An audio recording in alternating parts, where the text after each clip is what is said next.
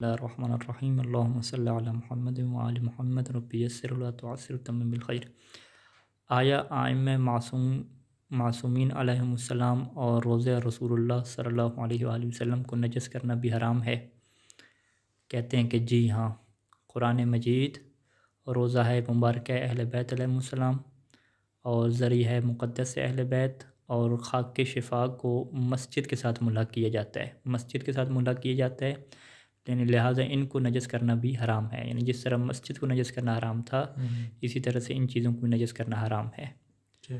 اور اسی طرح رسول اللہ صلی اللہ علیہ وآلہ وسلم اور ائمہ اہل بیت علیہم السلام کی قبور سے بطور تبرک اٹھائی ہوئی مٹی کو نجس کرنا اگر موجب اہانت ہو تو واجب ہے کہ اس حصہ کو پاک کیا جائے جو اہانت کا موجب بن رہا ہو۔ یعنی اگر توہین لازم آتی ہے، قبر کی توہین لازم آتی ہے، تو اسے اگر نجس کر دیا جائے تو پھر اسے پاک کرنا کیا ہو جائے گا، ضروری ہو جائے گا۔ یہاں پہ یہ مسئلہ تھوڑا مجمل ہے، میں تفصیل دیکھوں گا صحیح سی ثانی کی۔ یعنی یوں بحث کی جاتی ہے کہ مسجد میں تو جو ہے وہ دلیل ہمارے پاس آ گئی واضح طور پہ کہ مسجد کو نجس کرنا کیا حرام ہے۔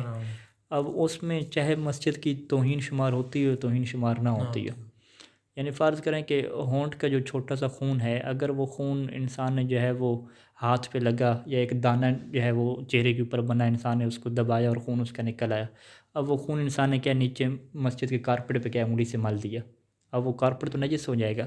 لیکن اس سے یہ نہیں کہا جاتا کہ مسجد کی توہین ہو رہی ہے، کہ یہ بندہ جو ہے نا شاعر اللہ کی توہین کر رہے ہیں۔ وہ چھوٹا سا خون ہے، ایک قطرہ بھی کیا ہو گیا، توہین تھوڑی ہوگی، لیکن اس کے باوجود بھی حرام ہے۔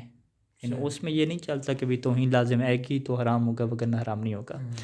لیکن مسجد کے علاوہ یہ جو اہل بیت علیہ السلام کے حرم ہیں، اور خصوصاً جو زری ہے اور قبر ہے، ان کو پاک کرنے کے بارے میں کیا یہاں پر بھی یہی چیز چلتی ہے کہ توہین لازم نہ آئے تو پھر بھی یہ حرام ہوگا مسجد کی طرح بالکل، یا یہ مسجد کی طرح نہیں ہے، ان کا معیار وہی توہین والا ہے کہ اگر توہین کہلائے گی تو حرام ہوگا وگرنہ حرام نہیں ہوگا، چاہے قبر کے ساتھ بھی ہو، چاہے قبر کے ساتھ بھی ہو۔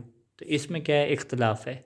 جو مجھے یاد پڑتا ہے کہ صحیح ثانی کا جو اس میں معیار ہے وہ معیار توہین والا ہے، صحیح کہ مسجد کے علاوہ جتنی بھی چیزیں ہیں، امام بارگاہ لے لیں، آپ حرم لے لیں، کسی مومن کی قبر لے لیں، ہر جگہ پہ یہی معیار چلے گا کہ اگر یہ کام توہین شمار ہوتا ہے تو چونکہ توہین کرنا حرام ہے کسی بھی مومن کی، چاہے زندگی میں ہو یا اس کے مرنے کے بعد ہو، تو اس وجہ سے اس چیز کو حرام ہو جائے گا۔ یعنی معیار توہین ہو جائے گا، یہاں پہ اصل نجس ہونا معیار نہیں ہوگا۔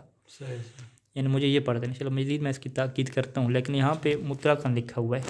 یعنی یہاں پہ انہوں نے کیا لکھ دیا کہ خاک شفا کو مسجد کے ساتھ ملا کیا جائے گا، لہٰذا ان کو نجس کرنا حرام ہے۔ یعنی زری کو بھی اور روزے کو بھی اور قرآن مجید کو بھی اور خاک شفا کو بھی، یہ چار چیزیں یہاں پہ لکھی ہیں۔ اور حرم جو ہے باہر، ہاں وہی حرم جو بحر صحن ہو گیا سارا، ٹھیک ہے۔ ان کو انہوں نے مسجد ساتھ ملحق کر دیا۔ مسجد ساتھ ملحق کرنا کیا مطلب ہے کہ چاہے توہین ہو یا نہ ہو، ہر صورت میں حرام ہوگا۔ اور اس کے علاوہ جو باقی چیزیں ہیں اس کے اندر معیار کیا ہوگا، موجب اعانت والا ہوگا، کہ اگر اس کی توہین سمجھا جا رہا ہے تو پھر حرام ہوگا وگرنہ حرام نہیں ہوگا۔ اگر مسجد کا عنوان ختم ہو جائے، جیسے زمین غصب کر کے اس کے راستہ یا دکان، اس کو یعنی راستہ یا دکان یا مہانسرا وغیرہ بنا دیا جائے، مہمان سرا یعنی جہاں پہ مہمان رکتے ہیں، ہوٹل وغیرہ، تو اس کو نجس کرنا حرام ہے۔ کہتے ہیں کہ اس صورت میں ان کو نجس کرنا حرام نہیں ہے، کیونکہ عنوان مسجد ختم ہو گیا۔ یعنی یہ عام طور پہ ہوتا ہے کہ گورنمنٹ نے مسجد گرا دی اور ادھر روڈ بنا دیا، ٹھیک ہے، رستہ بنا دیا، تو اب وہ جو روڈ اور رستہ ہے اس کو انسان کیا نجس کرے تو یہ حرام نہیں ہے، کیونکہ وہ مسجد کو عنوان اس کی پرست نہیں کر رہا۔ اور اسی طرح پاک کرنا بھی واجب نہیں ہے، اگر نجس ہو جائے تو پاک کرنا واجب نہیں ہے، اگرچہ احتیاط مستحب ہے کہ پاک کیا جائے۔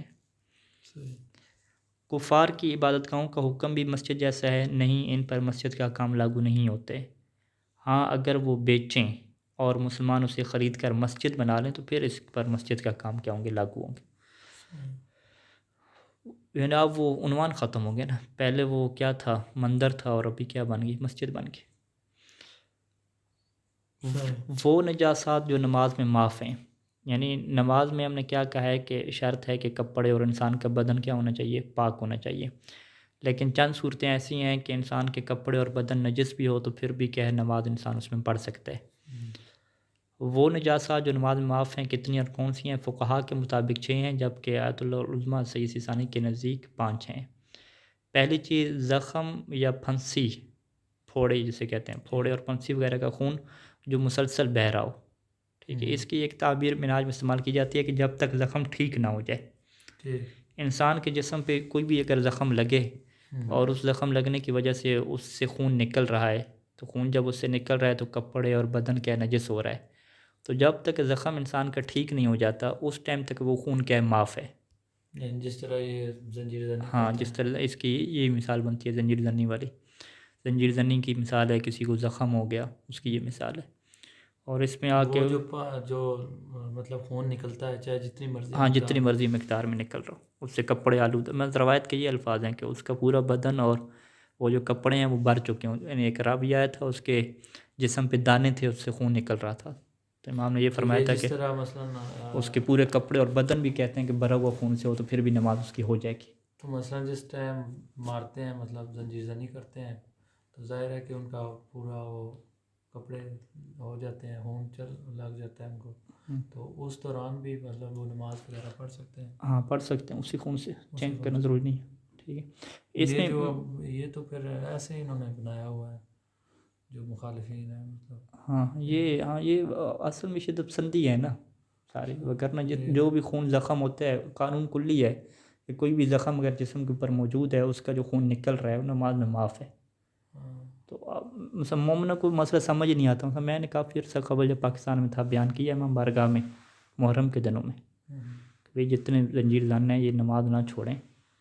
زخم ٹھیک ہے، ٹھیک نہیں ہوا، کپڑے وغیرہ چینج کر کے آ جائیں. جب کپڑے چینج کریں گے تو دوبارہ نکل آئے گا خون، تو وہ جو دوبارہ نکل رہا ہے اچھا، یہ معاف ہے. جو پہلی دفعہ جو نکلتا ہے وہ بھی معاف ہے، وہ بھی معاف ہے، لیکن عام طور پہ کپڑے لوگ چینج کر دیتے ہیں نا، ٹھیک. کیونکہ مسجد نجس نہ ہو جائے نا، فرض کریں. صحیح. اچھا، وہ جو خون ہے اس سے مطلب جو مسجد وغیرہ جو ہے وہ نجس ہو ہاں، سکتی ہے. خون نجس ہے، یہ نہیں ہے، یہی میں بتا رہا تھا آپ کو کہ جب میں یہ مومن کو بتایا کہ بھئی یہ جو خون ہے اس کے ساتھ آپ نماز پڑھ سکتے ہیں، تو انہوں نے کیا کہا، دیکھو جو خون پاک ہو گیا. مولوی نے خون کو پاک کہہ دیا. ان کے پاک نہیں ہے، ابھی خون نجس ہے لیکن معاف ہے. ٹھیک. تو معاف ہونے کا کیا مطلب ہے؟ شریعت نے اجازت دی ہے کہ اس نجس خون کے ساتھ آپ نماز پڑھ سکتے ہیں. یہ نہیں ہے کہ خون وہ پاک ہو گیا، ماتمی کا خون جی پاک ہو گیا. صحیح. اب یہ لوگ تو کیا اس چیز کو بگاڑیں گے، دیکھو جی ماتمی کا خون پاک ہو گیا، خون تو پاک یہ نہیں ہے، ان کی معاف. آگا کی جو منہاج ہے اس میں بھی یہ چیز. ہاں، اس میں یہ چیز ہے، کیونکہ روایات میں اس میں ایک اضافی چیز ہے مثلا منہاج میں کہ اگر وہ خون ایسے مقامات پہ بہہ کے آ جائے تو کہ جو عام طور پہ اس زخم کی وجہ سے وہ حصے نجس نہیں ہوتے.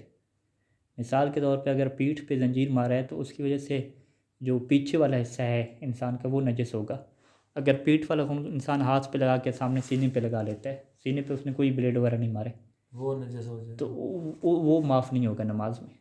وہ پھر مطلب ہاں، اس میں وہ سامنے والے حصہ دھو کے چینج کرنا پڑے گا. یعنی وہ اس میں نماز نہیں ہوگی. نماز کس میں؟ یعنی وہ خود بخود اگر ہاں، خود بخود جہاں پہ وہ جاتا ہے نا، عام طور پہ اس کی یہی حالت ہے کہ کہیں پر چلا جائے. مثلا جو تطبیر کا ہے، جو قمہ زنی کا ہے سر پہ، وہ تو پورے جسم پہ چلتا ہے، وہ آگے بھی آتا ہے، پیچھے بھی آتا ہے، پاؤں پہ بھی آ جاتا ہے، کیونکہ اس کا یہی رستہ ہے سارا. لیکن جو زنجیر زنی ہے اس کے فقط پیچھے پیٹھ کی حد تک ہے، اور پچھلے شلوار ہوگی کچھ ایسا یہ ہو گیا. یہ آگے جو سینے والا حصہ ہو گیا، چہرے کے اوپر ہو گیا، سر کے اوپر ہو گیا، یہ حصہ شامل نہیں ہے. یعنی یہ اسے کیا کہتے ہیں کہ متعارف مقدار سے یہ ہٹ گیا ہے. یعنی اس میں اگر تطبیر کرتے ہیں تو پھر اس میں جو ہے آپ کو پڑھنا اس میں تو وہ سارا متعارف مقدار ہے نا، وہ تو سر پہ جب ماریں گے تو پورا بہے گا نا، سارا بدن اس سے نجس ہوگا. لیکن پیٹھ پہ ماریں گے تو پیٹھ والا خون سینے پہ تھوڑا ہی آئے گا، وہ تو آپ خود لے کر آئیں گے. یعنی اگر آسان الفاظ میں دیکھا جائے تو مطلب تطبیر ماریں تو اس کے لیے پھر بدلنا، کپڑے بدلنا. ہاں، ضروری نہیں ہے، کپڑے بدلنا ضروری نہیں، اس میں بھی ضروری نہیں. ہاں، اس میں ضروری نہیں. اچھا. یعنی کچھ فقہا یہ کہتے تھے کہ اگر کپڑے بدلنے میں مشقت نہ ہو تو بدلے جائیں. ٹھیک ہے، انہوں نے، لیکن صحیح سے نہیں کہتے، نہیں، روایت مطلق ہے. اگرچہ آسانی سے کپڑے بدل سکتے ہیں، چہرہ بھی دھو سکتے ہیں، پاک کر سکتے ہیں، پھر بھی کیا ضروری نہیں ہے. پیشانی پاک کرنی پڑے گی کیونکہ مقام سجدہ کا پاک ہونا ضروری ہے. تو یہ جب ہم وضو وغیرہ تو نہیں اس سے ختم ہوتا نا؟ آپ وضو بھی کر سکتے ہیں آپ سے. مطلب اگر جس طرح مثلا میں نے وضو کیا ہے، تطبیر کی ہے، اس کے بعد وضو کرنے کی ضرورت ہے؟ ہاں، پہلے اگر کی ہے وضو تو باطل نہیں ہوتا نا، خون نکل. وضو باطل ہونے کی خاص چیزیں ہیں نا، ریق کا خارج ہونا، پیشاب وغیرہ کا، نیند آ جانا. باوضو تھا، تطبیر کی اور وضو نہیں ٹوٹا تو ٹھیک ہے، دوبارہ کرنے کی ضرورت ہے. تو لہٰذا زخم وغیرہ کا خون یا جب تک زخم ٹھیک نہیں ہو جاتا یہ قانون چلے گا. اور اس میں کیا ہے مزید کہ وہ خون جو عادی حصے ہوتے ہیں عادی جو اس کے مقامات ہیں وہاں پر لگاؤ, غیر عادی جگہوں پہ ٹرانسفر نہ ہو گیا. ٹھیک ہے. اس میں مثلا خود مولا کی روایت بھی ہے کہ امام موسیٰ کاظم علیہ السلام کی ہے کہ ان کی یعنی خون تھا بیڑیوں کا بہہ رہا تھا اور اسی کے ساتھ وہ نماز پڑھ رہے تھے. ٹھیک ہے. تو اسی طریقے سے ایک اور مولا سجاد کہہ کے انہوں نے حجامت وغیرہ کروائی تھی تو اس کی پیٹھ پہ جو ہے ان کا خون تھا تو اسی کے ساتھ وہ نماز پڑھ رہے تھے. ٹھیک ہے. تو یہ معاف ہے. یعنی ان روایات سے ویسے معصومین کا جو خون ہے وہ اس کے بارے میں کیا دیکھیں یہ جو نجاست کے احکام ہیں نا ہمارے یہاں ان کو ہم فقہ میں کہتے ہیں اعتباری احکام ہیں. شریعت نے ایک قانون بنایا ہے. قانون یہ بنایا ہے کہ پیشاب آپ کا اگر نکلے گا کپڑے پہ لگے گا خون لگے گا تو اس کو 1 دفعہ دھونا ہے 2 دفعہ دھونا ہے. ایک قانون ہے شریعت کے احکام ہے. اس سے یہ ثابت نہیں ہوتا کہ وہ جو پیشاب ہے یا خون ہے وہ بالکل جو ہے وہ کوئی گھٹیا چیز بن گئی ہے اور اس سے جو ہے وہ انسان کی جو عظمت اور شرف ہے وہ ختم ہو گئے. یعنی اس میں ایک قانون ہے. یہ قانون شریعت میں معصوم کے لیے بھی ہے اور ہمارے لیے بھی ہے, سب کے لیے برابر ہے. ان کے خون کا بھی یہی قانون ہے کہ انہیں 1 دفعہ دھونا ہے. ہمارے لیے بھی یہ قانون ہے کہ 1 دفعہ دھونا ہے. ٹھیک ہے. پیشاب کا بھی یہی قانون ہے. اگر آپ اس قانون کو نہ مانیں اور کہیں کہ نہیں اس کا تعلق جو ہے وہ انسان کے شرف اور فضیلت کے ساتھ ہے. ٹھیک ہے. اگر آپ اس کو نجس کہہ رہے ہیں تو نجس کا مطلب گھٹیا چیز بن جاتی ہے. جب گھٹیا بن جاتی ہے تو یہ ایک انسان کا کیا ہو جاتا ہے نقص پیدا ہو جاتا ہے.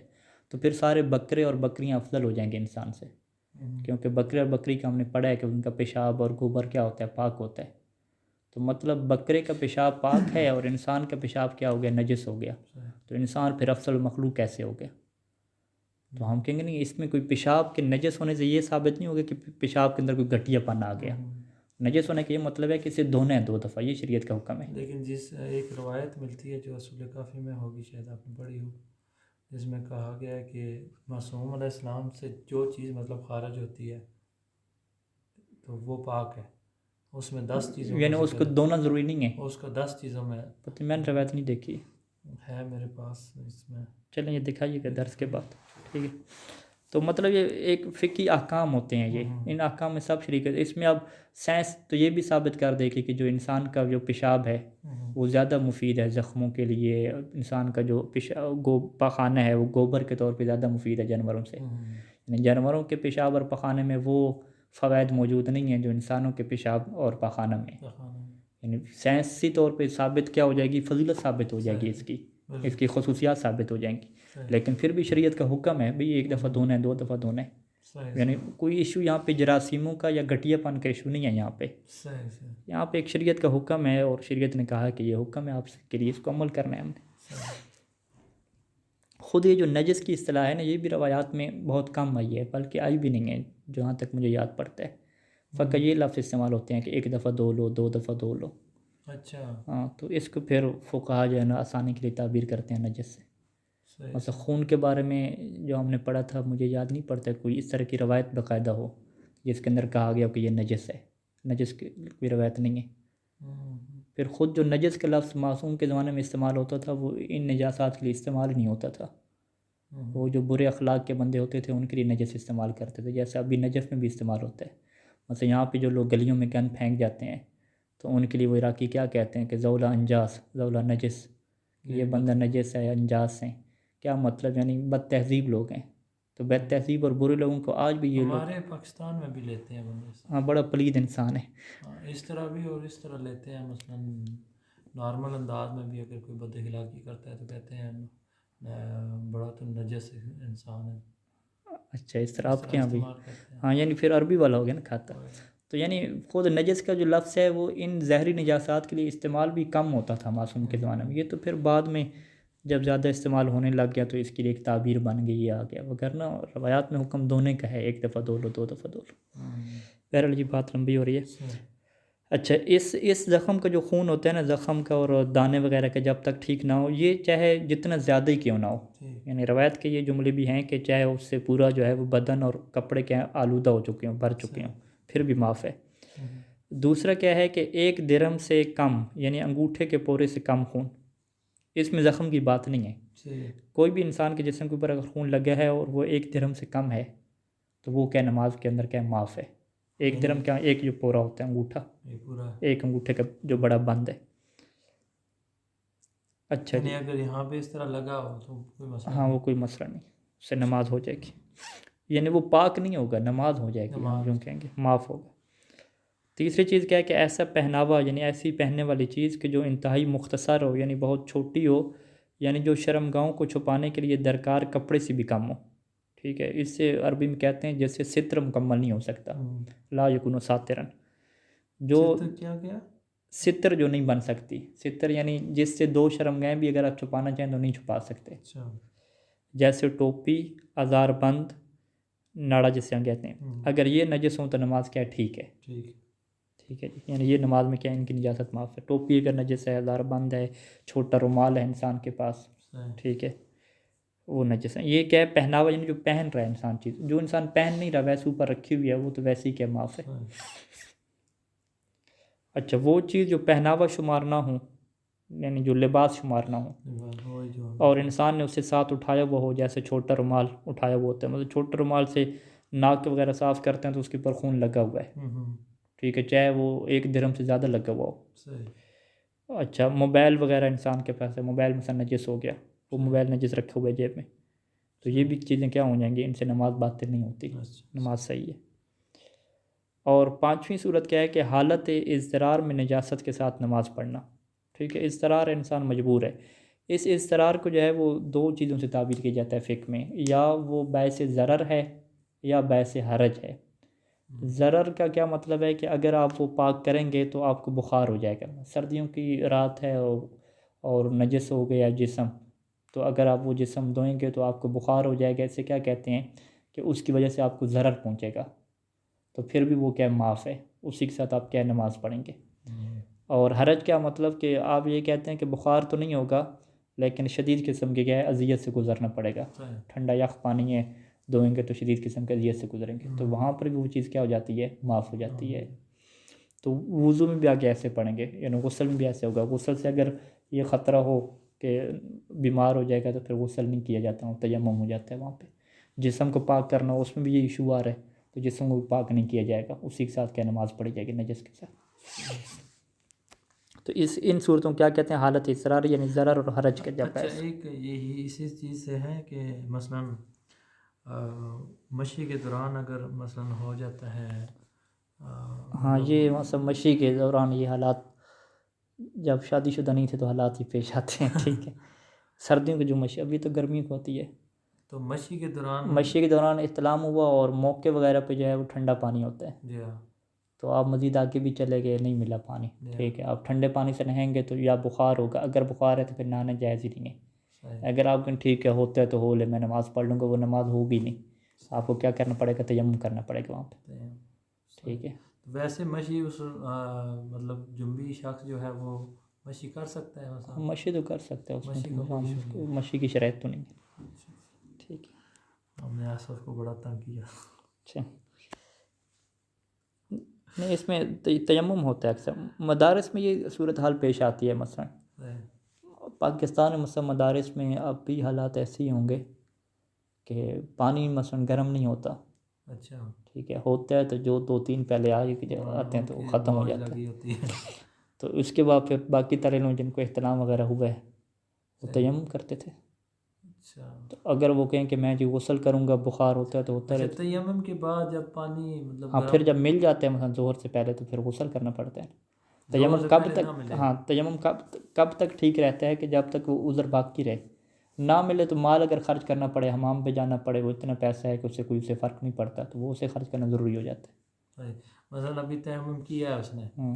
اور ابھی نماز پڑھ لے گا، نماز نہیں، نماز بھی پڑھ لی ہے، سب کچھ کر لیا ہے، اس کے بعد ایک مطلب گرم پانی مل گیا اس ہاں، کو، پھر فوراً آنا، پھر تیمم باطل ہو جائے گا اس کا، پھر مطلب ہاں، اچھا، جیسے مطلب یعنی جیسے ہی وہ عذر ختم ہوتا ہے نا، تیمم تیمم انسان باطل کا ہو باطل ہو جاتا ہے۔ جائے، اچھا اچھا اچھا، ٹھیک ہے، اچھا جی، نماز میں نجاست سے معاف ہونے سے کیا مراد ہے؟ اس کا مطلب یہ ہے کہ اگر مندرجہ بالا نجاست بدن یا کپڑے پر لگی ہوں تو اسی طرح نماز پڑھنا صحیح ہے، یہ نجاست کے معاف ہونے کا مطلب ہے کہ پاک کرنا ضروری نہیں ہے۔ اچھا جی، کیا ہر قسم کے زخم کا خون معاف ہے؟ نہیں، یعنی زخم کون سی کیفیت ہونی چاہیے، ایک تو چھوٹی موٹی چھری لگ جاتی ہے جی، ہاتھ پہ، ٹھیک ہے، سبزی کاٹتے ہوئے، نہیں بلکہ ضروری ہے کہ وہ زخم قابل اعتنا کہتے ہیں پرواہ کے قابل ہو کہ جس کی پرواہ کی جاتی ہے. اعتنا کا مطلب اعتنا یعنی پرواہ جس کی جاتی ہے. ٹھیک ٹھیک ہے. اور وہ کچھ ٹائم کے لیے کچھ عرصے نے لکھا ہے کچھ ٹائم یعنی کچھ ٹائم کے لیے ثابت اور مستقر رہے. ٹھیک ہے. 1-2 دن کے لیے وہ ثابت بھی رہے. ایسا نہیں ہے کہ وہ تھوڑا سا ثابت اور مستقر یعنی باقی رہے وہ زخم فوراً ٹھیک نہ ہو جائے. ٹھیک کچھ زخم کیا ہوتے ہیں گھنٹے 2 میں ریکور ہو جاتے ہیں نا پھر اس کے خون وغیرہ رک جاتا ہے. اسے عربی میں کہتے ہیں وہ جروح جزئیہ. ٹھیک ہے. ایسے زخم جو تھوڑے بہت ہوتے ہیں یعنی تھوڑے سی چھری لگ گئی بلیڈ لگ گیا چھوٹا سا بلیڈ لگا زیادہ گہرا زخم نہیں ہوا. تو یہ زخم کیا ہے تھوڑا سا آپ ہاتھ دھوئیں گے آدھے گھنٹے میں کیا ہے ٹھیک ہو جائے گا. ٹھیک ہے. تو یہ والا جو زخم ہے نا یہ معاف نہیں ہے ان کا خون. یہ آپ کہیں کہ آج پیاز کاٹتے ہیں تھوڑا سا ہاتھ کٹ گیا تھا تھوڑا سا انگوٹھا کٹا زیادہ بھی نہیں کٹا تو اس کا خون جو ہے وہ میرے ہاتھ پہ لگا رہے. یہاں پہ کہہ رہے ہیں اس سے نکلنے نہیں بلکہ ضروری ہے عبارت پڑھتے ہیں. نہیں بلکہ ضروری ہے کہ وہ زخم قابل اعتنا ہو یعنی پرواہ کے قابل ہو یعنی بڑا زخم ہو اور اتنا ہو کہ کچھ عرصہ ثابت اور مستقر رہے یعنی کچھ دنوں کے لیے وہ باقی بھی رہے. اس طرح نہیں ہے کہ فوراً کیا گھنٹے میں ٹھیک ہو جائے گا. تو اس صورت میں اس سے نکلنے والا خون معاف ہے جیسے زنجیر زنی ہوگی بڑے زخم ہو گئے اگرچہ وہ کتنا ہی زیادہ کیوں نہ خون وہ جتنی زیادہ کیوں نہ ہو کہ جس کی تفصیل آگے آئے گی. لہٰذا اگر جزوی زخموں سے جزوی زخم یا جو چھوٹے موٹے زخم لہٰذا اگر چھوٹے موٹے زخموں سے بہنے والا خون ہو تو ضروری ہے کہ اسے پاک کیا جائے. جیسے چھری یا بلیڈ انگلی پر لگتی ہے اور ایسا زخم بن جاتا ہے جو جلدی ٹھیک ہو جاتا ہے تو اس کی نجاست معاف نہیں ہے. اچھا جی. زخم یا پھنسی وغیرہ کا خون کب تک معاف ہے؟ زخم یا پھنسی وغیرہ کا خون اس وقت تک معاف ہے جب تک وہ زخم یا پھوڑا وغیرہ ٹھیک نہ ہو جائے. ٹھیک ہے. جب تک وہ ٹھیک نہیں ہو جاتا اس وقت تک اس کا خون نماز میں معاف ہے. 2 دن چلے 4 دن جتنے دن چلے. نیز زخم یا پھنسی وغیرہ میں فرق نہیں ہے کہ خون داخلی حصہ میں ہو یا خارجی حصے میں ہو. ٹھیک ہے. اندر اس کا خون ہو یا باہر والے حصے میں ہو یا ایسا باطنی یعنی زخم اندر والا ہے اندر زخم انسان کی باڈی کے اندر ہے اور اس کا خون کیا باہر نکل رہا ہے تو یہ بھی اسی میں آ جائے گا. یا ایسا باطنی یعنی ایسا باطنی زخم ہے اندر والا زخم ہے کہ جس کا خون زہر کی طرف بہے. زخم اندر ہے خون باہر بہہ رہا ہے اور اسی میں سے بواسیر کا خون بھی ہے چاہے داخلی ہو یا خارجی ہو. یعنی بواسیر کا خون اندر والی جو ہے وہ نالی سے نکل رہا ہے یا باہر والے دانے بن گئے وہاں سے نکل رہا ہے. بات ہے کہ مطلب اس میں معاف ہے. مثلا وہ بواسیر کا خون اگر ہے اس کی تو شلوار وغیرہ نجس ہے تو اس ساتھ نماز پڑھ سکتا ہے جب تک اس کی بواسیر کی بیماری ختم نہیں ہو جاتی. اچھا جی. کیا زخم یا پھنسی وغیرہ کے خون کے معاف ہونے کے لیے ضروری ہے کہ اس کے پاک کرنے یا اس کپڑے کو تبدیل کرنے سے ایسی مشقت اٹھانی پڑے کہ جس سے عام طور پر اٹھانا بہت زیادہ مشکل کام سمجھا جاتا ہو؟ یعنی کچھ وہ کہا کہ یہ نظریہ ہے کہ اگر کپڑے چینج کرنے میں یا زخم کو پاک کرنے میں ایسی مشقت ہوتی ہے کہ جو عام طور پہ برداشت نہیں کی جاتی جیسے فقہ میں کیا کہتے ہیں عسر و حرج کہتے ہیں قرآن مجید نے اسے حرج سے تعبیر کی ہے جس سے احکام شریعت کے ختم ہو جاتے ہیں. تو پھر فقہا کہتے ہیں کہ اگر حرج نہیں آ رہا تو پھر وہ چینج کرے گا پاک کرے گا پھر نہیں پڑھ سکتا. تو یہی سوال سے اس ثانی کے سامنے رکھا گیا کہ کیا کپڑے پاک کرنے میں مشقت آتی ہو تو پھر جو ہے وہ یہ شرط ہے مشقت آنا اور نہ آنا اس طرح کی تفصیلیں آپ کے یہاں کہتے ہیں نہیں یہ شرط معتبر نہیں ہے. لہٰذا اگر مشقت نہ بھی اٹھانی پڑے تب بھی خون معاف ہے اگرچہ احتیاط مستحب ہے کہ اسے معتبر سمجھا جائے. یعنی احتیاط مستحب یہ ہے کہ اگر مشقت نہیں ہو رہی تو کپڑے وغیرہ چینج کر لیا جائے. اچھا جی. زخم یا پھنسی وغیرہ سے رسنے والے پیپ دوائی اور پسینے کا کیا حکم ہے؟ کہتے ہیں وہ بھی معاف ہے. آپ نے کہا بھی زخم تو اوپر ہے لیکن پسینہ بیک کے نیچے آ رہا ہے پسینہ میں تو نجس ہو کے آ رہا ہے تو کہتے ہیں وہ بھی اسی حکم میں ہے یعنی وہ بھی کیا ہے معاف ہیں. اچھا. جب شک ہو کہ فلاں خون زخم ہے یا پھنسی وغیرہ کا یا کوئی اور خون تو اس کا کیا حکم ہے؟ احتیاط لازم کی بنا پر ایسا خون معاف نہیں. یعنی خون لگ گیا انسان کے جسم پہ انسان کو پتہ نہیں چل رہا کہ یہ میرے زخم والا خون ہے زنجیر والا یا کسی دوسرے جو ہے وہ زنجیر زن کا خون لگا ہوا ہے تو یہ والا خون معاف نہیں ہوگا. انسان کا اپنا خون ہونا چاہیے اپنے زخم کو ہونا چاہیے. اگر شک ہو تو پھر بھی احتیاط لازم کے طور پہ معاف نہیں. یقین ہونا چاہیے کہ یہ میرے ہی خون ہے کسی دوسرے کا نہیں لگا ہوا. تو اس میں وہ بتا رہے تھے کہ جو پاکستان میں زنجیر زنی ہوتی ہے تو وہ انسان کا اپنا خون نہیں ہوتا ساتھ والے جو زنجیر زنی کر رہے ہوتے ہیں ان کا بھی خون کے چینٹے لگے ہوتے ہیں اس کے اوپر. جب ساری صورتحال مشکوک ہو چکی ہے کہ اپنا ہے یا کس کا ہے تو پھر احتیاط لازم پہ وہ خون معاف نہیں ہوتا. یعنی پہلے سٹیپ انہیں کپڑے چینج کرنے پڑیں گے. اچھا. ایک یہ بھی ہے کہ مثلاً زنجیر زنی کرتے ہیں تو اس کے بعد وہ پیچھے بندے کھڑے ہوتے ہیں، وہ پانی اس پہ زخموں پہ ڈالتے ہیں مثلا، تو جو پانی مطلب شلوار پہ لگتا ہاں ہے، پانی اور دوائی کے حکم میں آ جائے گا وہ، اچھا دوائی یعنی یا اس کا ایشو نہیں ہاں بنے گا۔ وہ بھی معاف ہے۔ صحیح صحیح، پانی وہ ڈیٹول پھینکتے ہیں، ڈیٹول میں ہاں پانی ہوتا ہے یا ارک گلاب، ہاں وہی ہوتا ہے، وہی ہوتا ہے، تو وہی دوائی کے حکم میں چلے۔ صحیح، لیکن یہ پھر رکھنا پڑے گا کہ وہ اپنی خون ہو، فقط دوسرے کا نہ ہو۔ دوسرے، اگر دوسرے زنجیر زنی کا خون آ رہا ہے یا لیکن جب وہ زنجیر زنی کرتے ہیں تو وہ جو چھریاں لگی ہوتی ہیں، سم ٹائم یہ ہوتا ہے کہ ان کو صاف کیے بغیر جو ہے نا وہ ہاں وہ مارنا پھر وہ دوسرے کی نجاست آ جائے گی نا، مکس ہو جائے گا۔ ہاں پھر تو کافی نہیں ہوگا، پھر ایک دفعہ اسے دھونا پڑے گا، صحیح صحیح، پہلے اسٹیپ پہ سے کرنا پڑے گا۔ پھر اس میں وہی قانون چلے گا اضطرار والا، ہاں ہاں، اس سے کہیں گے ہاں بھی ابھی پاک کر سکتے ہو تو زخم کو نقصان تو نہیں پہنچے گا یا درد شدید تو نہیں ہوگا۔ صحیح، اگر وہ کہ نہیں شدید درد ہوتا ہے یا زخم خراب ہونے کا خطرہ ہے تو پھر بھی معاف ہو جائے گا، کیونکہ وہ کس صورت میں چلا جائے گا، وہ جو 5ویں صورت بتائی تھی اضطراری والی، صحیح صحیح، حالت اضطرار میں۔ حالت اضطرار میں تو کوئی بھی نجاست ہو نا، اپنی ہو دوسری کی ہو، وہ تو وہ تو نہیں، معاف ہے، یعنی جب بھی ضرر و حرج کا باعث بنے۔ لیکن اگر کہ نہیں ایسا کوئی ایشو نہیں ہے، ضرر حرج کا کوئی ایشو نہیں ہے، یعنی شریعت میں کوئی اتنا بڑا وہ نہیں ہے، مشکلات نہیں ہیں، ہاں یعنی قرآن کی آیت ہے کہ اللہ نے دین میں تمہارے اوپر حرج نہیں رکھا، یہ کلی قانون ہے، اس کو فقہا ہر جگہ پہ لے کر جاتے ہیں کہ دین میں جب بھی حرج آئے گا تو حکم اٹھ جاتا ہے۔ اللہم صلی علی محمد و علی محمد۔